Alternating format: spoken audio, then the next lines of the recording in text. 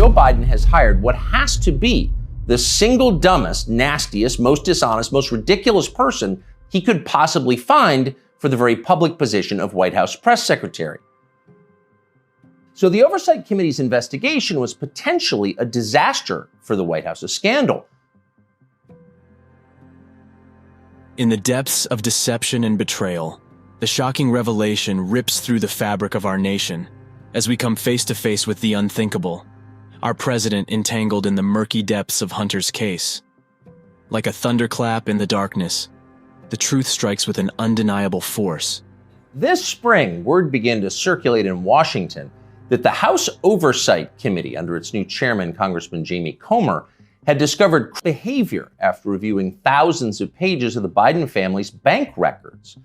Now, publicly, to the extent they responded at all, the White House dismissed the investigation as, of course, politically motivated.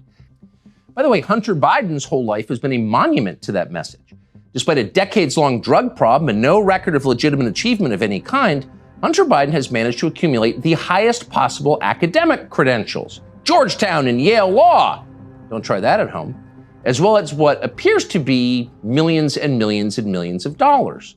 The weight of this revelation threatens to crush the very foundations of our democracy as we grapple with the implications of a president involved in such questionable and compromising affairs.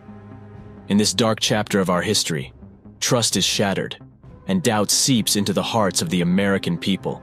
In any case, irrelevant. Hunter Biden was an adult, so his business dealings had nothing at all to do with his father, in this case, the President of the United States.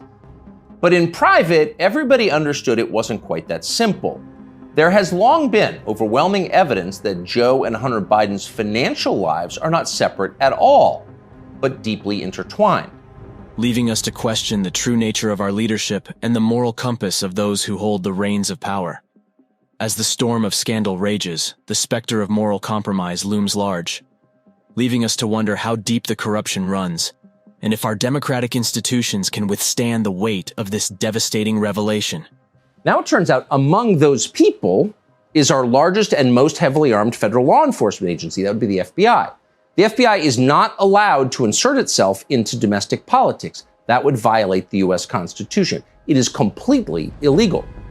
But for several years, it has become increasingly clear that is exactly what the FBI is doing, actively working on behalf of the Democratic Party.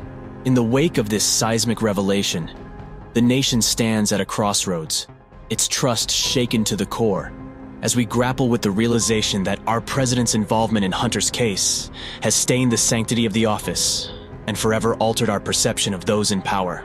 On Hunter Biden's laptop, there's a suggestion that the two of them even at one point shared a bank account. And of course, Hunter Biden wrote himself that he kicked back cash from his foreign business deals to his father. He wrote that bitterly. So the Oversight Committee's investigation was potentially a disaster for the White House, a scandal, possibly even the prelude to charges. Shattering the illusion of integrity and casting a long, dark shadow over the presidency. As the pieces of this sordid puzzle come together, disbelief and anger swirl in the hearts of the American people. For how could we have placed our trust in a leader who is now entwined in this web of scandal? Private companies arguably have a right to do with it what they want with information. The government may not, under the Bill of Rights, in the First Amendment to the Bill of Rights, may not censor information, political information in particular.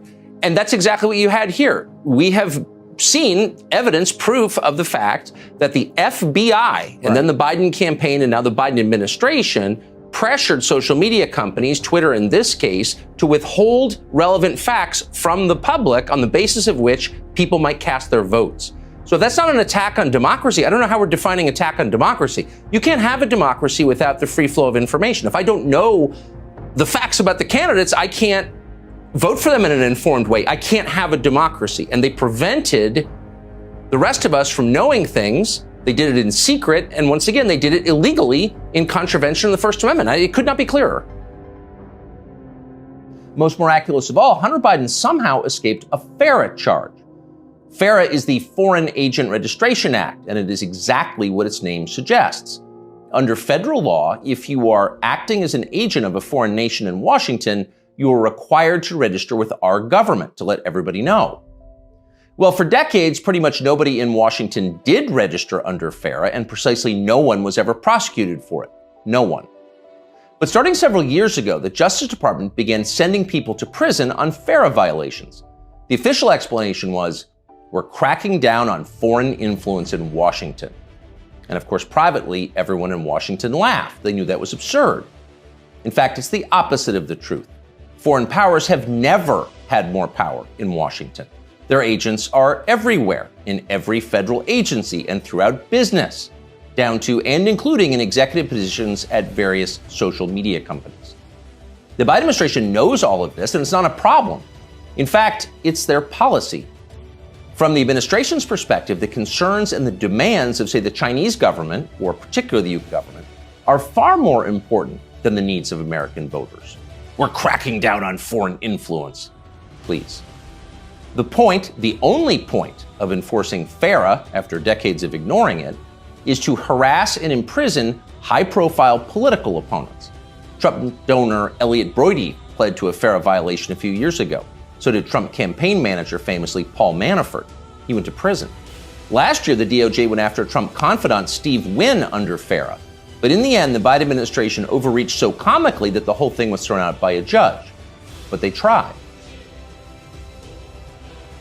We know this comes from the Kremlin, Adam Schiff said. And of course, Adam Schiff would know, since he, unlike you, had access to top secret information. You weren't allowed to see it. He did see it, and on the basis of that knowledge told you it was from the Kremlin. And it's exactly what dozens of former intel officials told you. They saw the evidence, and this was from Russia. So now it looks like they were all lying. According to Hunter Biden's lawyers, quote, Mr. McIsaac unlawfully shared Mr. Biden's property with third parties. His property, he owned it, it was his. Yes, the laptop, according to Hunter Biden's lawyers, belonged to Hunter Biden. It did not come from the Kremlin. That's settled. Except, wait, no, it's not settled. Because today we got yet another statement from Hunter Biden's lawyers, and they seem to revise the first statement. Here's today's statement, and we're quoting. These letters do not confirm McIsaac's or others' versions of a so-called laptop. They address their conduct of seeking, manipulating, and disseminating what they allege to be Mr. Biden's personal data wherever they claim to have gotten it. So in other words, we believe the government should send these people to jail for possessing stolen property that belonged to Hunter Biden, but that so-called property may not actually exist and may not even belong to Hunter Biden. But there's also a deeper lesson here, a more disturbing one. What we're watching through Hunter Biden's life and through the Biden administration, now entering its third year, is the total inversion of virtue. What was once considered admirable is now derided as stupid, if not racist. That would include achievement, intelligence, honesty, self-control, humility. Those are features of the old America. Those were yesterday's virtues. They are gone. In their place, all that we once considered contemptible and repulsive, we're told to worship that now. Here's a small example, but we think a revealing one. In addition to his many other sins, Joe Biden has hired what has to be the single dumbest, nastiest, most dishonest, most ridiculous person he could possibly find for the very public position of White House press secretary. There's a point to it, of course. It was a humiliation exercise. It was designed to degrade the country and dispirit the rest of us. That's the White House press secretary? Shut up! But here's the thing. The White House press secretary herself has no idea why she's in the job.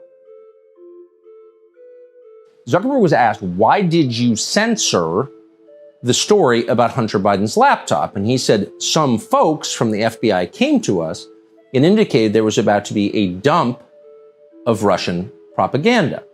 Now, there's some rewriting of history going on in which some are claiming, some at Facebook are claiming actually, that the visit from the FBI had nothing to do with the Hunter Biden laptop. But the answer you just saw was in response to a question about the laptop and the censorship of it. And the answer was Russian propaganda, Russian disinformation. Neither of those terms has an agreed upon meaning. They don't actually mean anything. What's Russian propaganda? Is it true?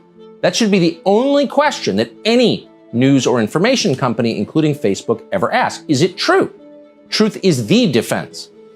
No, it's Russian propaganda. Again, a term without a meaning. So the answer is, in fact, in the question. Whatever Hunter Biden goes down for, and we know he is going to be charged because MSNBC said so, but when that happens, that's Hunter's problem. It's got nothing to do with Joe Biden. Rest easy, America. 5 days later, the Oversight Committee released its findings, and they were, in fact, devastating. Quote, bank records show the Biden family, their business associates, and their companies, their many companies, received over $10 million from foreign nationals and their related companies, the committee wrote. Investigators had, quote, identified payments to Biden family members from foreign companies while Joe Biden served as vice president and after he left public office. So actually there was something there. It was a scandal. Racketeering, money laundering, wire fraud, those are some of the Biden seemed to have committed, in addition, of course, to selling out the United States for cash. So what would happen to them? Well, Donald Trump had an idea, quote, they'll hit Hunter with something small to make their strike on me look fair. Trump wrote that about 2 weeks ago, and it turned out those were prescient words. This morning, Hunter Biden pleaded guilty to pretty much nothing. Biden pled to 2 misdemeanor tax evasion charges, then entered a diversion on a federal gun charge. That's it. As far as Merrick Garland's Justice Department is concerned, Hunter Biden is done. There was no pre-dawn raid carried live simultaneously on CNN. There was no perp walk, no handcuffs, no press conference. Above all, there was no felony. Hunter Biden, who broke federal gun laws, can still carry a gun. It's like it all never happened. In fact, the Justice Department just baptized Hunter Biden. A lifetime of sins washed away in an instant. It was a secular miracle. But in the background, I knew people who worked with him in his business, that he was effectively selling access to his dad. Yeah. And I'll just be totally honest about it. I never really thought about it because I lived in DC for 35 years where people sell access to government officials. They're called lobbyists. And that's kind of the business of the city. And I never really thought, wow, that's kind of, though I knew, and I didn't know the extent of it, of course, but I remember someone who had worked with him saying to me, wow, he's getting really, really close to, what you should not be doing. And it turns out, based on what we know now from the laptop, that it was absolutely that and the reason we made this documentary was not to inform you that he was doing something wrong. Everyone knows that. It was to take a long form piece and explain it and show on the screen exactly how we know this. It's not a partisan attack. It's not attacking the president's son. This guy shared a bank account with his dad while his dad was the vice president. His dad was bringing him on trips, including to China. He was doing business with the people he met on those government trips and kicking back the money to his dad. That's not an allegation. That is shown on the laptop, which is why they suppressed it. So Twitter was permanently censoring users at the request of the DNC and the Biden campaign. That is new. Many suspected it. Now it has been absolutely confirmed by internal documents. And of course, the New York Post Twitter account was banned. Why? Because they had a story that might have changed the outcome of the 2020 election, and Twitter knew that perfectly well. They had accurate information about Hunter Biden's laptop. The Post reporting directly implicated Joe Biden and the Biden family in an ongoing scheme to sell influence to leverage Biden's job as a government official, to sell the prestige and the power of the U.S. government to China. And that scheme, that ongoing scheme that unfolded over years, made the Biden family millions of dollars. 10% of that money was reserved, as you know, for the big guy, meaning Joe Biden. So that was information that might have changed the outcome of the election. And that is precisely why Twitter prevented its users from reading it. Twitter went so far as to block its users from privately sharing the New York Post story on Twitter direct message. So anyone attempting to share the story about Hunter Biden's laptop was told it was unsafe. Now, that measure, preventing users from sharing information privately, is something that Twitter reserves in normal circumstances only in the most extreme cases, Taibbi writes, like stopping the transmission of child pornography. But in this case, information that might have hurt Joe Biden's chances of becoming president were invoked. What's the goal of this? Your refuge. There's no goal, he says, grinning with those fake teeth. It just keeps me sane. But actually, there was a goal. And if you didn't know what a virtuous person Hunter Biden was, you might think it looked a lot like money laundering. 2 years after that interview, Hunter Biden was selling prints of his art. And to be clear, just the prints, not the quote, art itself, but effectively photocopies of it for $75,000 a pop. Apparently, Hunter Biden moved 5 of these repros in just days. That's $375,000 in less than a week for signing copies of your fake art. As for the paintings themselves, childish self-indulgent blots, those sold for $500,000 apiece. So the question is, who bought them and why? It'd be interesting to know. There's a story there for sure, but of course we have no right to know. There's no public policy implication. It's not like Hunter Biden's finances have anything to do with his father's finances. Meanwhile, once his father did become president, corporate publisher Simon & Schuster lined up as well to pay Hunter Biden's bills. According to news reports, Simon & Schuster gave Hunter Biden millions of dollars for his highly selective account of his wholly unaccomplished life. And then the publisher lined up brainless celebrity endorsers like Dave Eggers and Stephen King to promote it. King, who apparently will say anything if it helps the party, called Hunter Biden's silly manuscript a, quote, harrowing and compulsively readable memoir. And then Stephen King described Hunter Biden himself as beautiful. Yes, Donald Trump is a flawed man, but his sins are minor compared to those of his persecutors. I don't think Trump has changed politics in Washington. I think the parties both have been very resistant to any kind of reform, and that's very foolish. The battle rages on as the Democrats relentlessly pursue their agenda of vengeance, seeking to criminalize and destroy the legacy of a man who dared to challenge their power. The Biden administration arrested Donald Trump this afternoon. They had him arraigned and fingerprinted in a Miami courthouse like the accused felon he now technically is. These were the first steps in a process that is designed to put Donald Trump behind bars for the rest of his life. Cable news carried every moment of it live. It's unprecedented, they told us, with what looked like shock. I'm not a very astute political analyst. I'm not interested in politics. I never have been interested in politics. I'm interested in ideas. I'm interested in people. And so there's a primary going on in the United States between Trump and a bunch of other people, primarily Ron DeSantis, the governor of Florida, but others, Vivek Ramaswamy, for example. The Democrats, consumed by their hatred and obsession, continue to wield their political weapons, aiming them squarely at Donald Trump, as they desperately try to erase his accomplishments and tarnish his name. But they weren't shocked. They knew this was coming. Everyone who's paid attention knew it was. What just happened was always going to happen. It's been inevitable since February 16th, 2016. That's the day Donald Trump made a blood enemy of the largest and most powerful organization in human history, which would be the federal government. The Democrats' relentless campaign to criminalize Trump is a chilling reminder of the dangers of unchecked power and partisan politics as they weaponize the institutions of our government to target their perceived enemies. I think looking back on this 10 years from now, assuming we're still around, I think we're going to see Trump's emergence as the most significant thing to happen in American politics in 100 years, because he reoriented the Republican Party against the wishes of Republican leaders. They claim to fight for justice and accountability, but their true motive lies in their thirst for power and their disdain for anyone who dares to challenge their grip on it. As they dig deeper into the past, desperately searching for any shred of evidence to support their narrative. Despite what you may remember, it wasn't anything that Trump had said about immigration or trade with China or from Mexico. Those are the stories that dominated the headlines that year. Trump's a racist, they screamed. Stop him! But inside Washington, that was just noise. None of it really rated. Identity politics doesn't mean much to permanent Washington. They reveal their own desperation and the lengths they are willing to go to undermine the will of the American people. They wrap themselves in the cloak of righteousness, painting themselves as the saviors of democracy, while their actions reveal a dark underbelly of corruption and manipulation as they weaponize the justice system to settle political scores.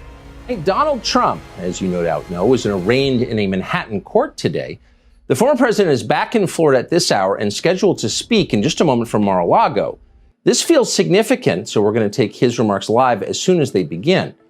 But before we get there, it's worth understanding what it is we've just seen. Often the clearest perspectives on our country come from outside its borders. With distance comes clarity.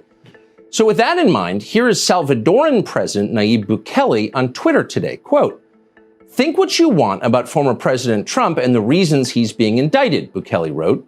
"But just imagine if this happened in any other country where a government arrested the main opposition candidate.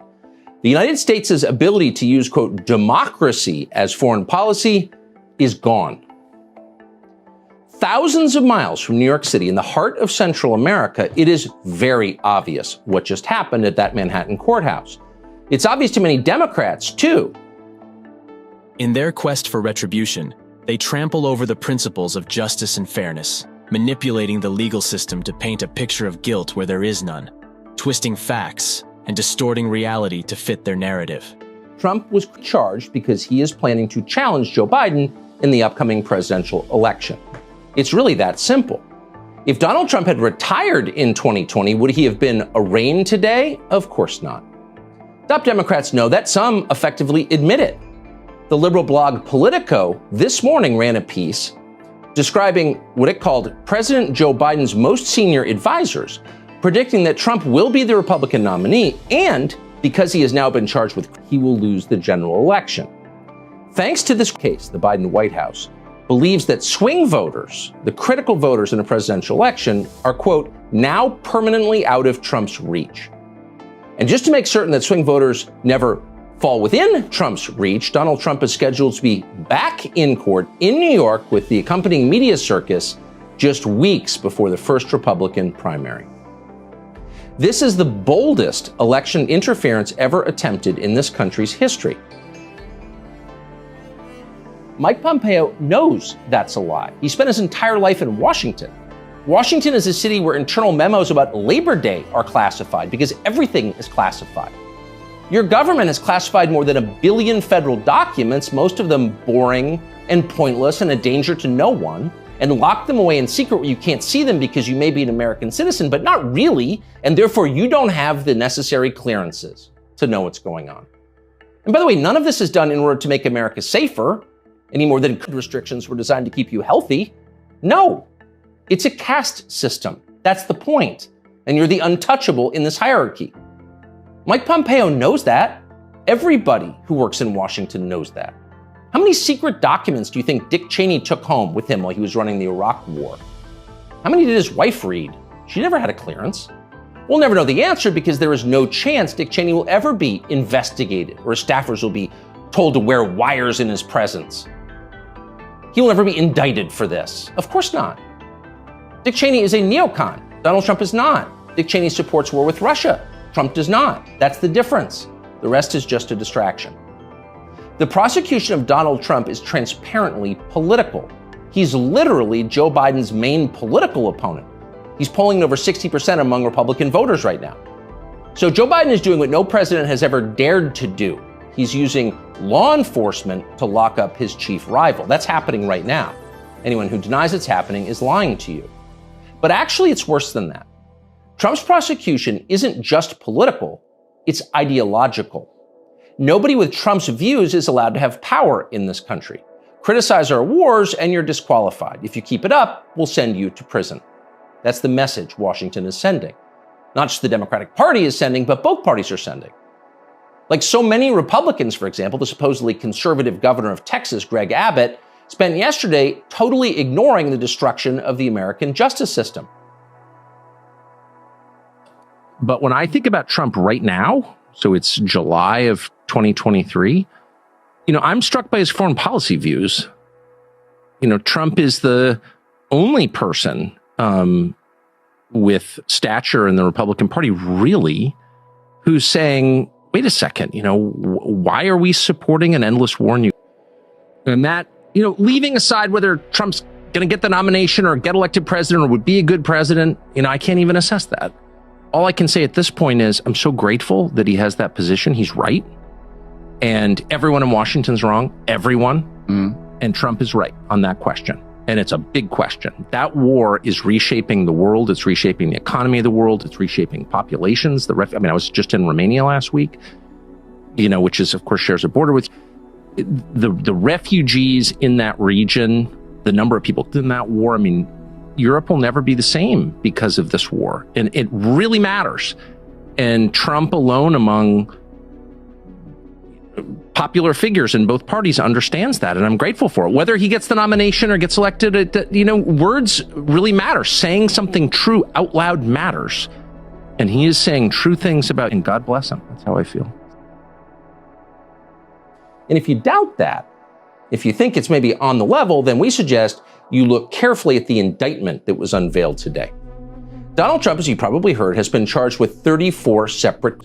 Those turn out on close examination to be the same repeated 34 times. And that is, quote, falsifying business records in the first degree. So the Manhattan DA alleges that Donald Trump sent his own money to various people for various entirely legal reasons, but didn't account for it correctly in his office records. That's what he's accused of. And even if what Alvin Bragg has said Trump did, he actually did do, Trump could not be charged with that because the statute of limitations has expired.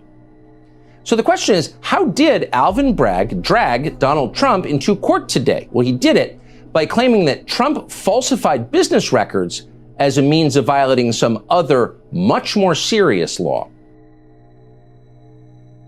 We should never have been in Iraq, Trump said. We destabilized the Middle East. Now, by the time Trump said that, a lot of Republican primary voters were starting to reach the same conclusion. How could they not? But it was the next line that doomed Trump to today's arrest. They lied, he said. There were no weapons of mass destruction, and they knew there were none. Now, when he said that, a few in the crowd booed. Most just sat there in silence, stunned. Can he say that? Well, he said it anyway. And by saying that, he sealed his fate. That was the one thing you were not allowed to say, because it implicated too many people on both sides, which on this topic is really just one side. Hillary Clinton was guilty of it, but so was Paul Ryan. All of them were guilty. They all knew, they all lied. And to a person, they hated Donald Trump for exposing them. After that, it was pretty clear that even if he did get elected president, Trump was going to have a very hard time controlling the federal government he was supposed to be in charge of. Most of permanent Washington decided that thwarting Trump was the single most important mission in their lives. Everything depended on it. Many of them said so publicly, but others didn't say so publicly. In fact, the stealthier ones took another path. They ran toward Trump, not away from him. They sucked up to him. They ingratiated themselves to the man they intuitively understood was susceptible to flattery, which Trump is. And they did this in order to subvert his new administration from the inside. There were a number of these, and you could spot them immediately. They were flatterers. Invariably, the ones who flattered Trump the most hated him the most and disagreed the most strongly with his views. You saw them in the hallways of the White House and at press conferences. They were there slobbering over their boss with elaborate self-abasement, as if they were addressing a monarch or a god. It was a scene from the Ottoman court. It was filthy and decadent, and it was false. Mike Pence, Nikki Haley, Mike Pompeo, Lindsey Graham in the Congress. They all called Trump a visionary genius up until the moment he lost power. The United States has had precisely in 250 years almost one populist president. And that was Teddy Roosevelt, also the most popular president in American history, who was president from 1901. President who he served as VP was shot until 1908. Most popular president the United States ever had, and he was a populist. The two biggest populist figures in the moment are Trump and Bobby Jr., and then we had a guy called Ross Perot run about 30 years ago who roughly had the same politics. All four of those figures had one thing in common. They were all from the world they criticized. May future historians hoping to unlock the mysteries of late Empire Washington study that clip, because it will reveal everything. That very same Mike Pompeo, the one who's sneering at Donald Trump on TV this morning, that guy served Donald Trump as both CIA director and as Secretary of State. Those are the two most powerful jobs in the federal government. And as he worked in those jobs, Pompeo promised, in fact, he swore, to support the president's agenda. Why? Because that's the way a democracy works. You vote for a candidate in the belief that his appointees will carry out the policies that you voted for. It's not about the president, it's about you, the voter. But Pompeo didn't do that. He didn't even try to do that. In fact, he undermined Trump's often stated commitment to peace and non-intervention abroad at every turn. His every waking hour was devoted to fomenting war in some faraway foreign country or other. Iran, Syria, Russia, North Korea, the list goes on. But rather than telling Trump that he disagreed with his ideas, as a man would, Pompeo toadied up to Trump, a man he despised, in the oiliest, most over-the-top way imaginable. Ask anyone who worked in that White House at the time. Who is the appointee most likely to tell Donald Trump on a daily basis that he was handsome, virile, sleek, and powerful? Mike Pompeo. That will be the consensus answer. Those of us who saw firsthand Pompeo's relentless kowtowing will never forget it. It was indelibly repulsive. No one with self-respect could do something like that, but Mike Pompeo did it effortlessly, with relish and verve. Now, this same person is telling Fox News viewers that he fears for the safety of our military, our soldiers, sailors, airmen, and Marines, in the approved phrase, because Donald Trump took some classified documents home and didn't immediately return them to the National Archives? What a lie that is. Well, we're learning tonight from a leak from the Department of Justice to the Washington Post that the special counsel investigating Donald Trump, the Republican frontrunner, is now looking into whether he committed wire fraud. Okay, so as his numbers go up, the number of investigations multiply. This one appears to be related to Trump's fundraising efforts between the 2020 election and January 6th. Of course, this is an effort to sideline the frontrunner in the Republican Party while they figure out what to do with Joe Biden. Meanwhile, Trump is talking in a way that nobody else is about the most serious threat to this country, which is nuclear war, a nuclear war that the Biden administration seems intent on sparking through recklessness and truly crazy behavior. I don't think Trump has changed politics in Washington. I think the parties both have been very resistant to any kind of reform, and that's very foolish. That's a Ceausescu move.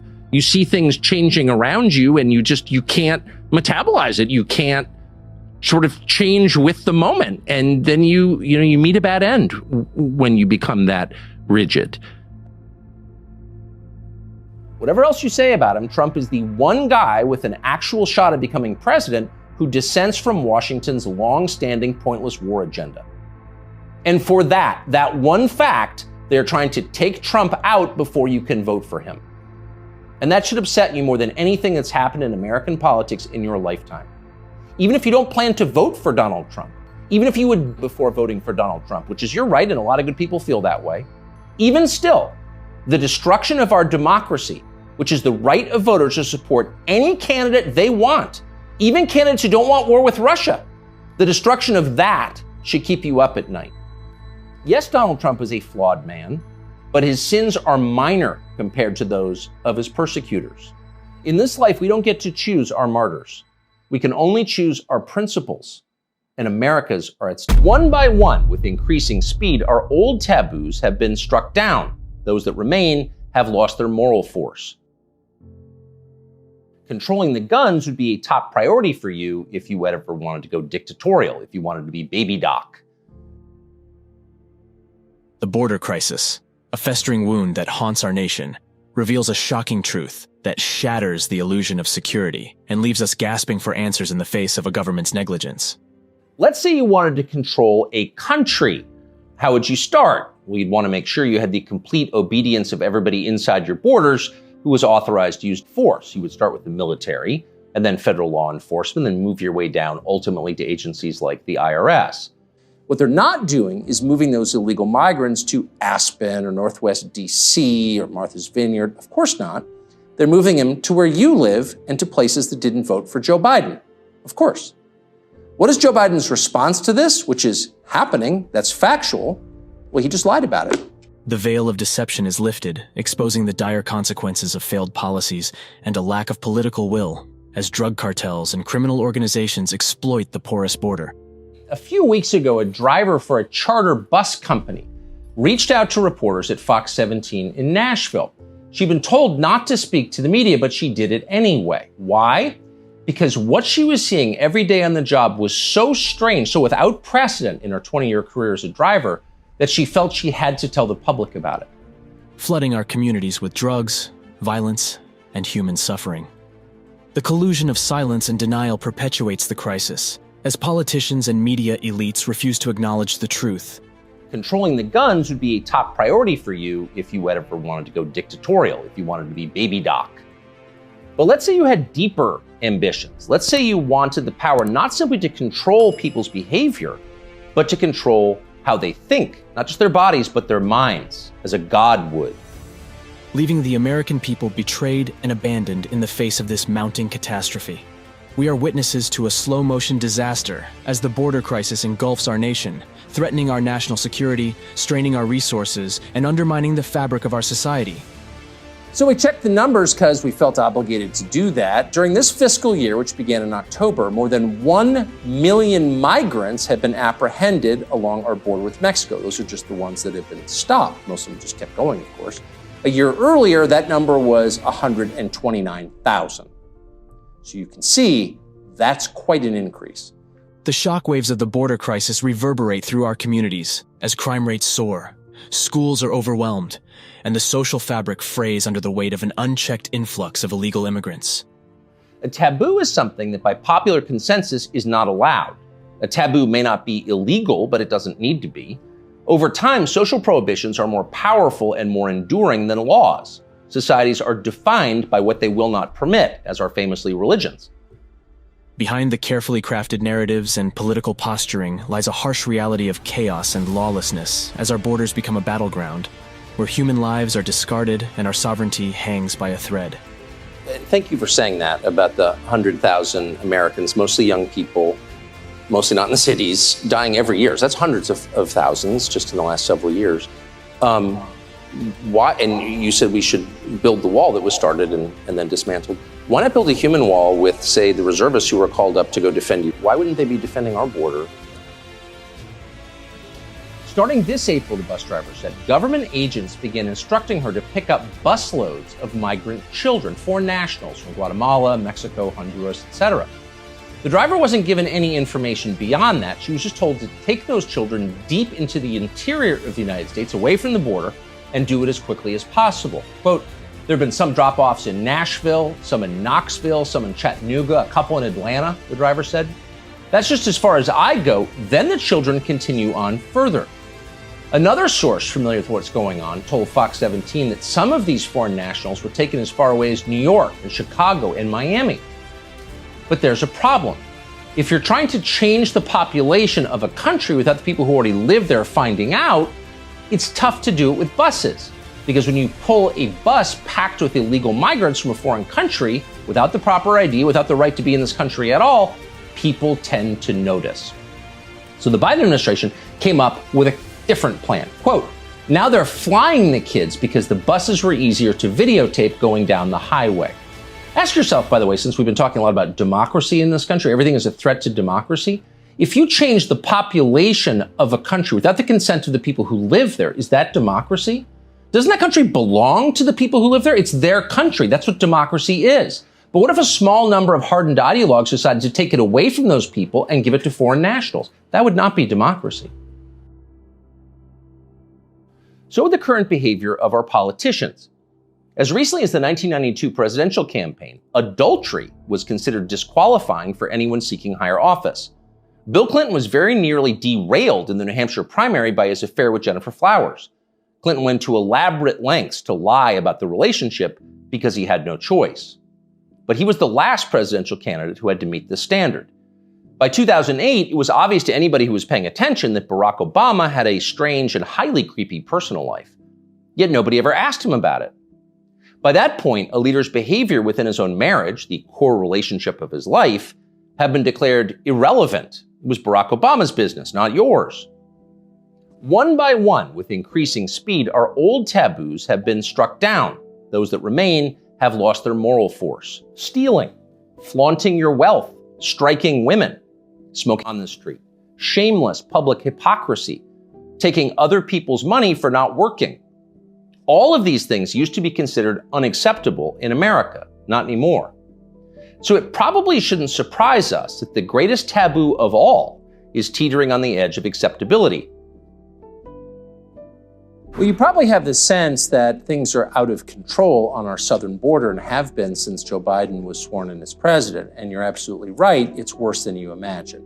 A new forecast from Princeton Policy Advisors projects 1.86 million illegal immigrants crossing the southern border this year. That's the projection.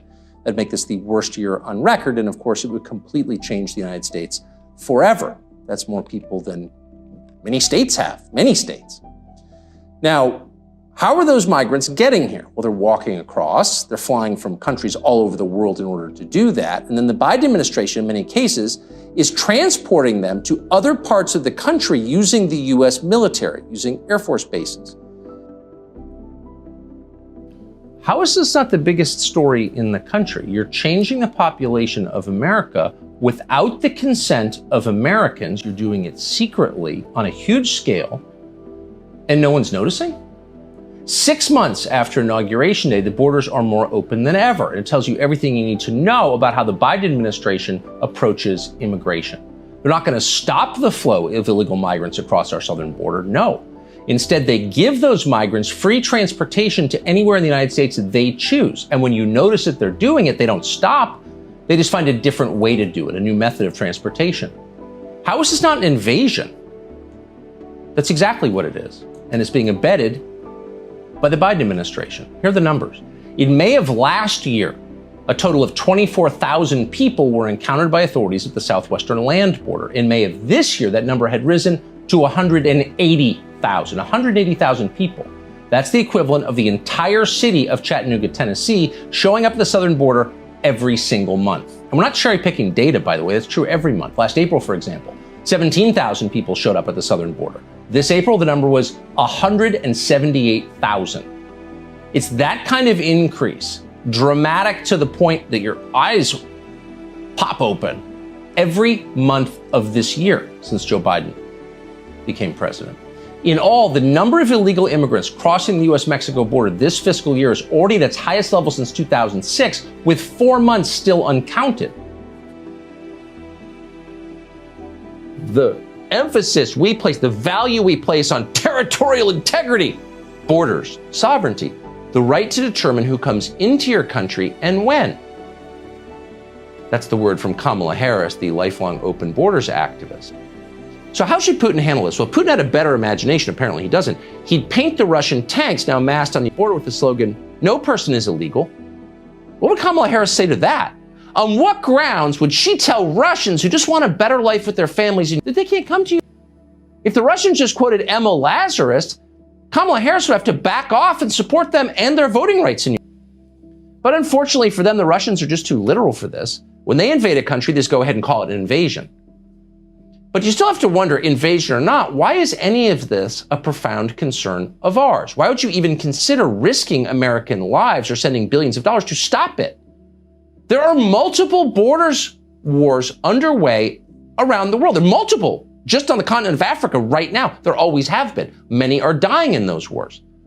And yet Kamala Harris is not agitating for American troops to Congo. How come? We can only speculate about that. What we do know is that the administration's Russia policy would only make sense if your goal was to gravely hurt the United States of America. Already, we have spent nearly $4 billion in aid to you over the last few years, much of it for weapons. The point of this is to tweak Russia and, if necessary, to kill Russians. Our elites feel very superior about this morally. They brag about it constantly. Jupiter is a pretty little town on the east coast of Florida. It's about 90 miles north of Miami. It's not a huge place. It's a safe and orderly place. Ton of nice people live there. Not all of them, by the way, are rich, which is unusual for a coastal town. It's a normal place, in other words. It's the country you remember. You wouldn't mind living there, for sure. But over the weekend, Jupiter, Florida looked less like the America of 1980 and more like the America that Joe Biden is busy creating right now, which is to say, chaotic, crazy, out of control. Families sitting on the beach in Jupiter this Sunday watched slack-jawed as a boat carrying dozens of unemployed illegal immigrant Haitians suddenly pulled up on shore. The people inside the boat hopped out, ran through the waves, and scattered. Not what you expect on a Sunday on the beach, but not everybody in Jupiter was surprised to see this happen. Another boat full of Haitians had landed there just this summer, so it's becoming a regular occurrence in Jupiter, Florida. In the end, this Sunday, federal authorities caught a number of the migrants. According to Customs and Border Protection, the Haitians will be processed for removal proceedings. Feel better? You shouldn't. That doesn't mean they're being sent home. In fact, most of them will not be sent home. Most of them will stay here forever. They didn't come here legally, they came here illegally. Take a look at this chart. It shows data compiled by Syracuse University. These are the results of immigration hearings so far under Joe Biden. You'll notice that more than 70% of illegal aliens have been allowed to stay in your country after their so-called deportation proceedings. There's no deportation involved. Immigration officers hate this. They're not allowed to do their jobs, but they're not in control. Joe Biden is in control, and Joe Biden is trying to change this country as fast as he possibly can. You may not know this. Most Americans have no idea it's happening, but the rest of the world is watching closely. So if you live in an impoverished country and you'd like a better job and free schools and free healthcare courtesy of American taxpayers, come on in. And they are. So that report makes an important point. A lot of the people coming over are just economic migrants who are moving from very poor countries to the largest welfare state in the world, which is our country. And why wouldn't they do that? You'd probably do the same if you could. We shouldn't allow them, but you can't blame them for wanting to. But not all of them are good people with obvious human motives like that. Some of them are very bad people. Some of them have pre-existing records. According to Customs and Border Protection, immigration authorities have arrested 760 illegal migrants since October, just in the Laredo section of the Texas border. Last year, during the same period, they arrested only 60 people. So that's a 900% increase in the number of illegal immigrants detained with backgrounds. By the way, that's not all who came here. Those are just the ones that we detained. We should tell you that includes and gang members, not just drunk drivers. And it includes a lot of Mexico's in the middle of a war right now, a real one. According to the Texas Department of Public Safety, just in the last year, fentanyl seizures at the southern border have surged more than 800%, and that's just in Texas. Keep in mind, fentanyl is extremely difficult to detect. It doesn't take much. It's odorless and colorless. It's very easy to smuggle fentanyl. That's why they do it. So I'm just interested because all measures are relative. So Russia's bad, Russia's a threat, Putin's evil, got it. But the total body count from Russia in the United States is right around zero. Like, I don't know anyone who's been by Russia. I know people personally who've been by Mexico.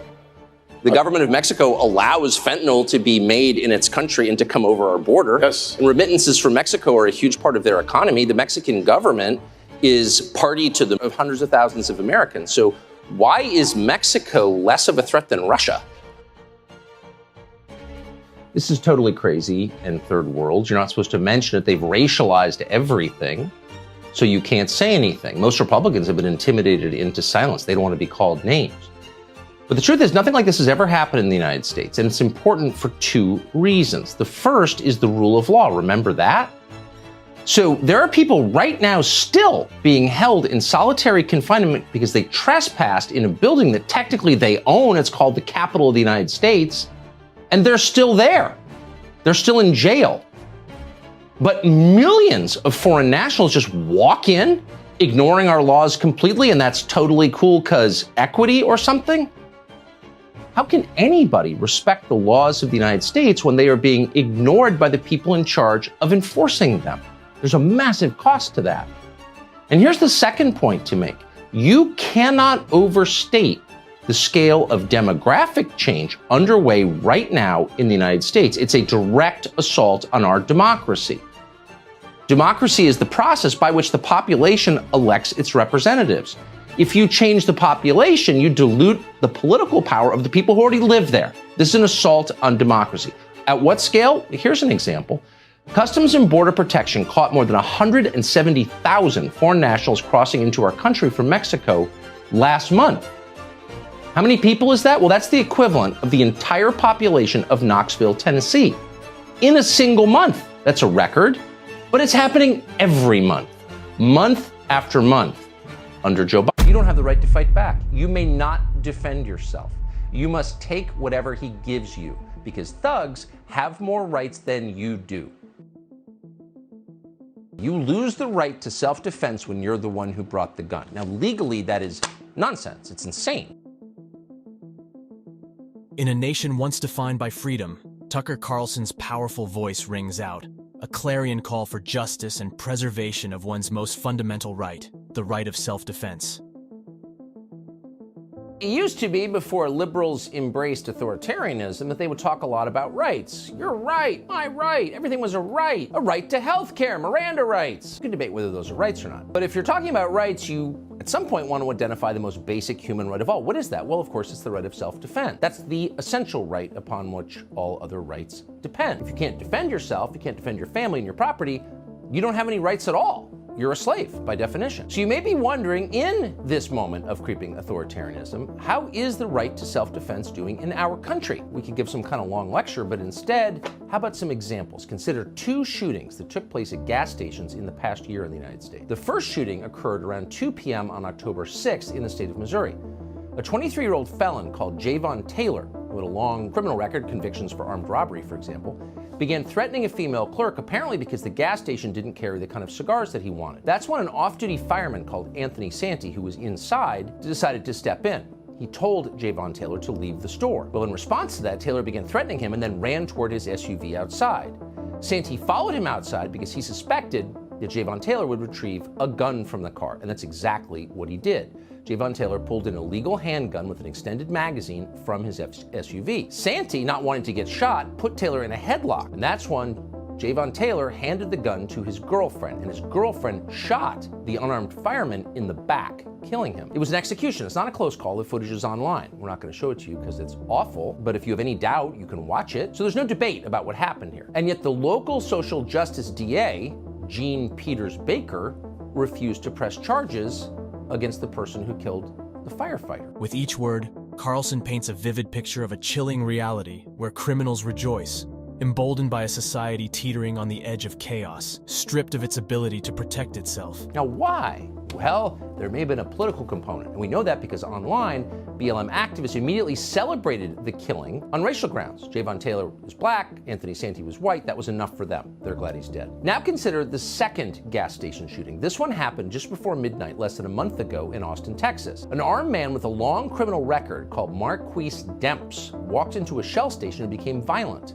Here's a report. Customers who frequent the family-owned Shell gas station on East MLK in Springdale can't say enough good things about 25-year-old employee Yassine Naz. They're stunned to hear Naz is charged with first-degree murder after police say he shot and killed 42-year-old Marquis Demps outside the store late Saturday night. According to court documents, Demps came into the store and caused a verbal disturbance that turned physical. That there was some type of altercation happening inside the store, and that's what started everything.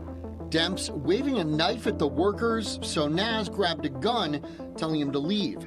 Instead, Demps began trashing the store. Naz's father showing us the damaged merchandise and display cases, the credit card machine ripped out of the counter. As Demps left, Naz followed him into the parking lot and shot it multiple times through his car window. The magnitude of Carlson's revelation crashes like waves against the shore, revealing the dire consequences of undermining the very bedrock upon which the nation was founded. So, a guy with a criminal record and a knife in his hand starts trashing your store and then runs outside to his car. You see, Naz told police later that he shot Marquis Demps because he feared for his life. He thought the guy was going to get a gun and come back and kill him. And that's a reasonable fear, of course. The Anthony Santee's murder demonstrates that it is. But in this case, the DA, a Soros-funded anti-police political activist called Jose Garza, is pressing charges against the clerk. He wants Yassine Naz, a man who is widely respected in his community, a man who actually contributes to our society, as you just heard. He's trying to send that man to prison for the rest of his life. So, but these two cases together, consider them in tandem. What's the message? Well, the message is, if a violent felon starts terrorizing people in your store, ripping your store apart,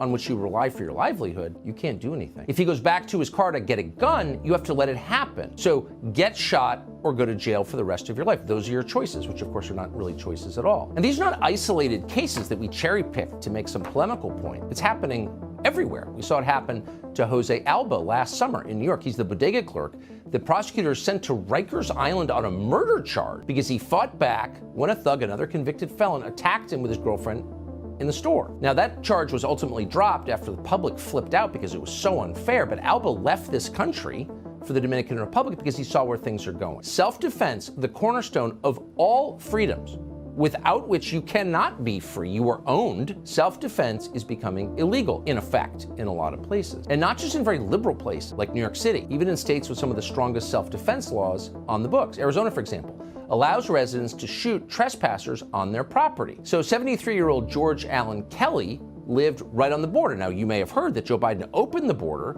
to millions and millions of people from other countries whose identities we don't know to just walk in. So if you live on the border, this has changed your life completely, and it scared you. So George Allen Kelly was one of those people, lives on the border. He's seeing this firsthand. Now he is in jail tonight, charged with first-degree murder because he shot an illegal alien who trespassed onto his ranch in Keno Springs. That's less than 2 miles from the border. This happened January 30th, just the other day. Now, we don't know the details of the altercation between the man in prison and the man he killed, but the man in prison has no record of killing anyone else.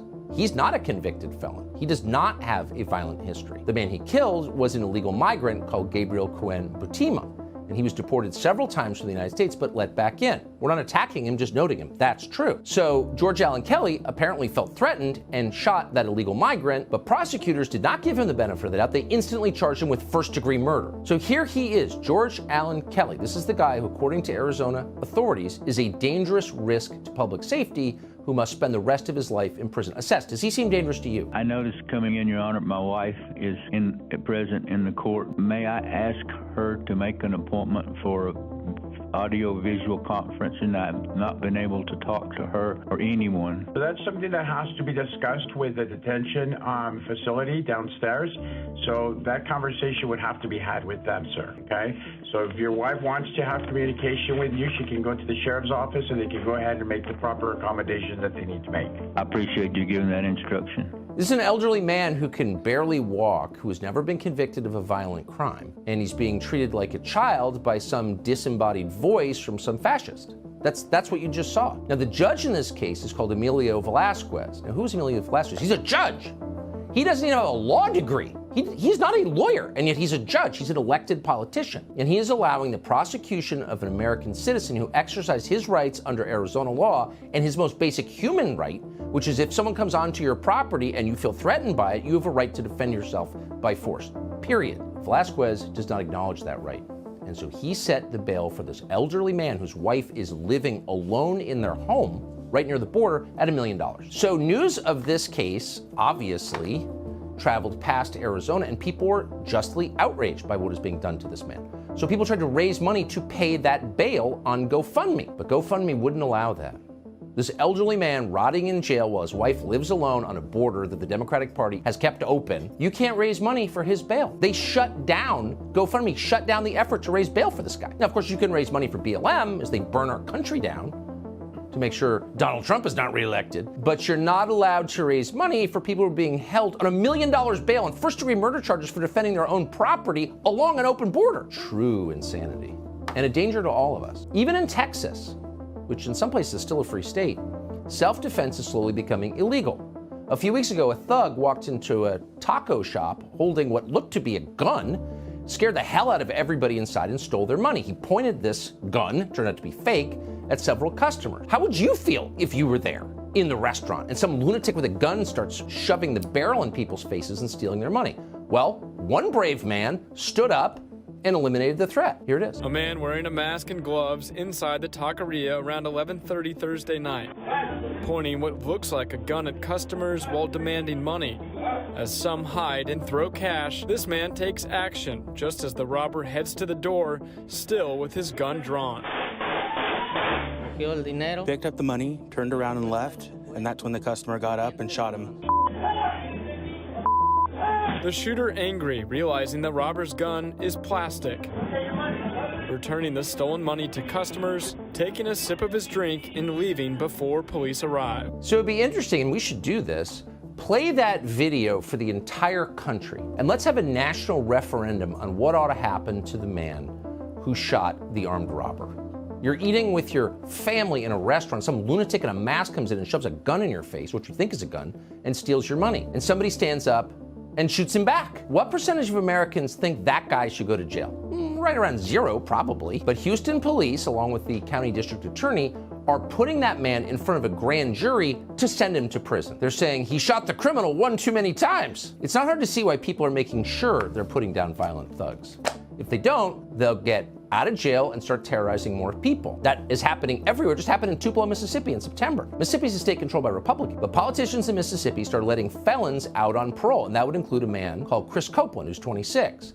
He had multiple convictions for burglary and auto theft. Copeland, while out on probation, executed a clerk inside a Chevron after robbing him. He made that clerk, a man called Parmveer Singh, sit down and then shot him in the back of the head. This footage is awful, but it's real. Turn away if you don't want to see it. Here it is.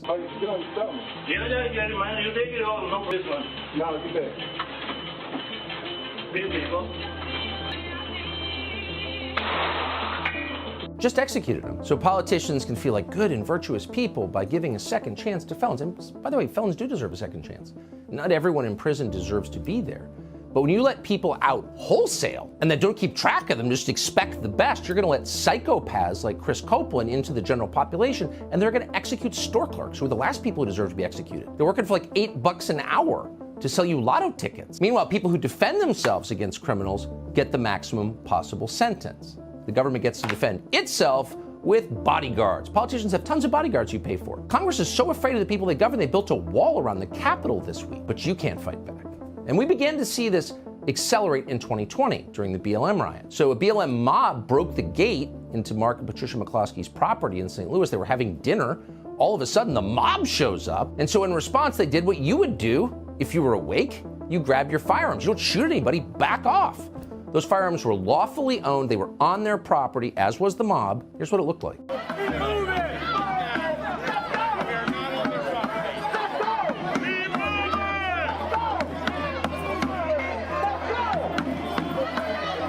Remember that? They were racist. Right. A group of highly entitled children of orthodontists showed up on their property to threaten them, and they said, back off. So they're racist, said the Washington Post. And then, of course, a Soros-backed prosecutor called Kim Gardner charged them. Charged the McCloskeys with crime, not the mob, the McCloskeys, for daring to defend themselves. Their guns were seized. Now, the point of this, of course, is not to make anybody safer, just the opposite. And St. Louis has not become safer, it's become much more dangerous. Under Kim Gardner, the city has experienced its highest murder rate in decades. So public safety is not the point. The point is disarming you so you can't defend yourself against their plans for you. So at this very moment, the Biden administration is letting in millions, literally millions of illegal aliens, foreign nationals whose identities we can't actually know because they work hard, the American dream, the Statue of Liberty, give us your tired, huddled masses, et cetera, et cetera. Okay. But then when those immigrants come here and work in a bodega in Harlem or a smoke shop in Arlington, and they're faced with violent crime, this same party, the Democratic Party, punishes them for defending themselves. Whose side are they on exactly? Now, in the Arlington smoke shop case, that prosecution resulted ultimately in an acquittal, thank God. But what about the employee who was in prison? He spent months in jail. His life was destroyed. You might remember when he delivered his big anti-gun speech shortly after he took office, the one where he declared the Second Amendment isn't, quote, absolute. He'll decide what your rights are. Biden did not even mention self-defense a single time. And that's because Democrats don't believe it is a right. They've said as much. Here's Claire McCaskill, some kind of washed-up Democratic politician, one of the dumbest senators ever to serve in the body, from Missouri, explaining on MSNBC why people don't actually need ammunition to shoot at home invaders. Let's talk about high-capacity magazines.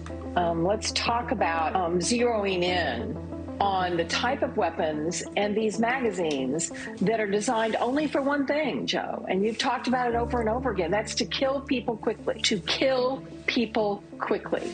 Now, if you have a home intruder, you don't need to fire 70 rounds. How many do we need, Claire McCaskill? Do you know anything at all about anything? Give us a list of the things you know. That would not include anything about firearms. So-called high-capacity magazines don't have 70 rounds. They don't even have half of 70 rounds. No one in the Democratic Party knows what a round is anyway.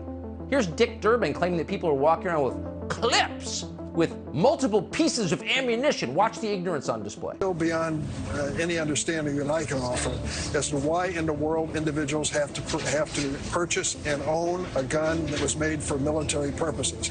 And put a clip on this that has multiple pieces of ammunition that can be shot at an individual. They haven't learned, they've been talking about guns for 50 years. They haven't learned a single thing about guns. Why? Because they don't care about guns, because it's not actually about guns, it's about power. They make the society far more dangerous than it was 3 years ago. They make it far more chaotic than it has ever been in its history. It's their voters doing this. And then they tell you there's nothing you can do about it. You can't even defend your own life or the life of your family. That's what they're saying.